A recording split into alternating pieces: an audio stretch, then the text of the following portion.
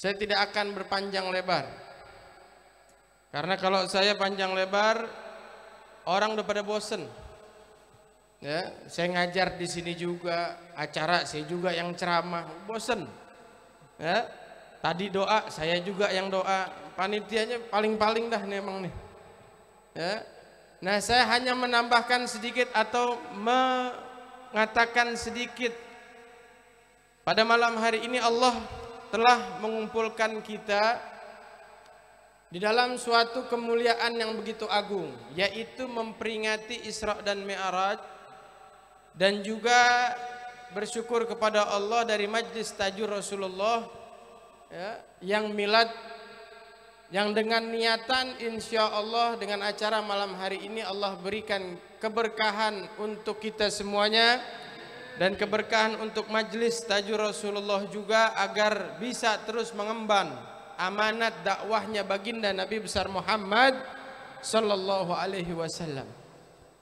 Maka sepatutnya lah kita yang hadir, kita mengingat ada satu jasa yang begitu agung, satu jasa yang begitu besar untuk kita umatnya baginda Nabi sallallahu alaihi wasallam, yaitu peristiwa Isra dan Mi'raj. Karena kalau kita ditanya peristiwa apa yang paling menggembirakan dan paling yang mulia untuk kita umatnya baginda Nabi Muhammad sallallahu alaihi wasallam, pasti kita jawab peristiwa lahirnya baginda Nabi sallallahu alaihi wasallam. Itu untuk kita gembiranya, itu untuk kita kemuliaannya. Tapi kalau ditanya peristiwa apa yang paling menggembirakan hati baginda Nabi sallallahu alaihi wasallam, maka ulama mengatakan tidak ada peristiwa yang paling menggembirakan hati baginda Nabi sallallahu alaihi wasallam, yaitu peristiwa Isra dan Mi'rajnya baginda Nabi besar Muhammad sallallahu alaihi wasallam. Karena apa?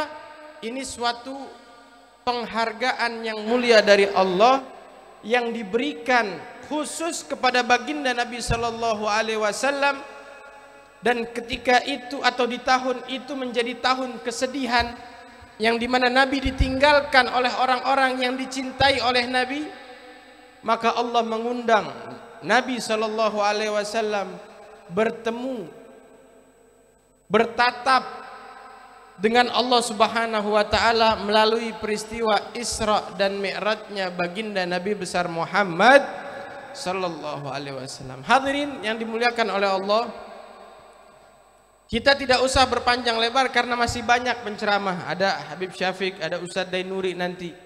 Dan waktu juga jangan malam-malam. Ya, karena hari ini cuacanya agak dingin nih. Maka kita jangan malam-malam dah ya, takutnya nanti nggak ada yang bubar, takutnya bertidur nanti di acara. Ya. Maka kita harus mengingat acara Isra dan Mi'raj ini ada satu poin penting buat kita yang kita harus ingat dan kita bawa ke rumah kita masing-masing. Apa itu? Peristiwa Allah menetapkan salat kepada umatnya baginda Nabi besar Muhammad sallallahu alaihi wasallam. Kita jangan lupa ini peristiwa di mana Allah memberikan kemuliaan kepada kita, yaitu kemuliaan salat. Salat 5 waktu yang Allah tetapkan terjadi ketika Isra dan Mi'rajnya baginda Nabi sallallahu alaihi wasallam. Isra dari kota Mekah ke Palestina atau ke Masjidil Aqsa, lalu Nabi Mi'raj sampai ke Sidratul Muntaha. Nah, disitulah Allah memberikan tugas, memberikan kewajiban, memberikan kemuliaan. Jangan kita katakan sholat itu menjadikan beban kepada kita, tidak, akan tetapi kemuliaan. Umat mana yang Allah berikan wasilah untuk kita curhat kepada Allah di dalam sehari 5 kali? Umat mana yang diberikan oleh Allah ikatan yang tidak pernah terputus dimanapun dan kapanpun?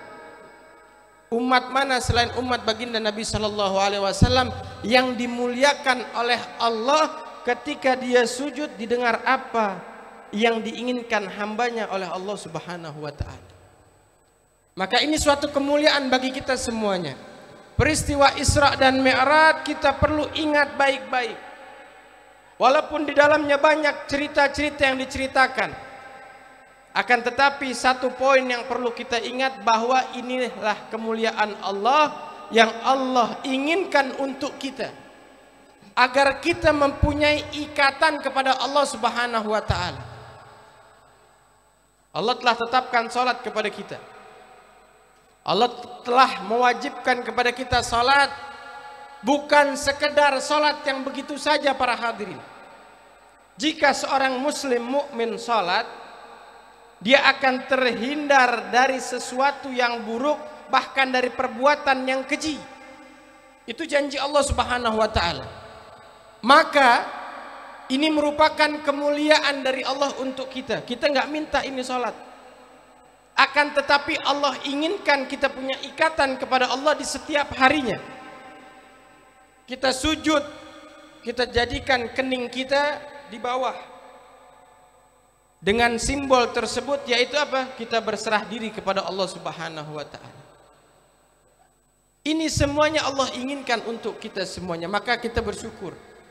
Ya, alhamdulillah tiap tahun kita mengadakan Isra Mi'raj, Isra Mi'raj. Tapi apa yang kita bawa?